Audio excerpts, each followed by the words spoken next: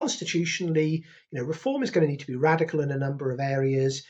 We all know some of the problems with the Equality Act 2010 and the Human Rights Act 1998, but they are just two factors. There are these other kind of big laws like the CRAG that need to go. We need to have a civil service that is properly functional, and where the government of the day is not going to be paralysed and sabotaged constantly by a civil service that kind of operates as a law unto its own self and ignores ministerial direction, and tries to run rings around circles, runs rings around ministers, and says, minister, you have no authority to do that, that sits with the Quango.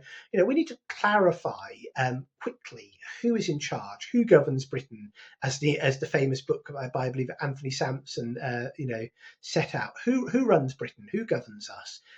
Has to be the elected government of the day.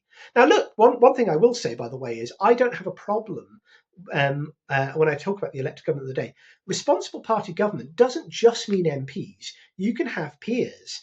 And Reform have talked about bringing in, people who don't want to be career politicians, who don't want to seat in Parliament for the next 15, 20 years on time-limited basis to run things. I don't have a problem with that. I don't have a problem with some of those people becoming, leading some of the quangos that will stay on under Reform. I don't have a problem with them even serving in cabinet or on the front bench as ministers. That's a good thing. I'm not saying that, when I talk about responsible party government, it doesn't just mean MPs. We can be grown up about this. Ultimately, what matters is delivering outcomes, and I think we can get there. So yeah, I'm very optimistic that Reform can be radical, and I think it's got some good people at the heart of the party thinking hard about how it will shape things up. But we're going to need, I should say, institutions and teams in place well in advance of the next election, wargaming the approach, wargaming the strategy that we will take in power, and thinking about the obstacles, thinking about the second bounce of the ball.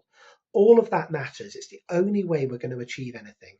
But if we don't take on what's called the blob, if we don't have a plan to defeat it, to actually take away its wrecking powers, its obstructionism, and to actually put in place the right fundamentals and the people to deliver them, then we're not going to get anywhere. Reform will be a failure.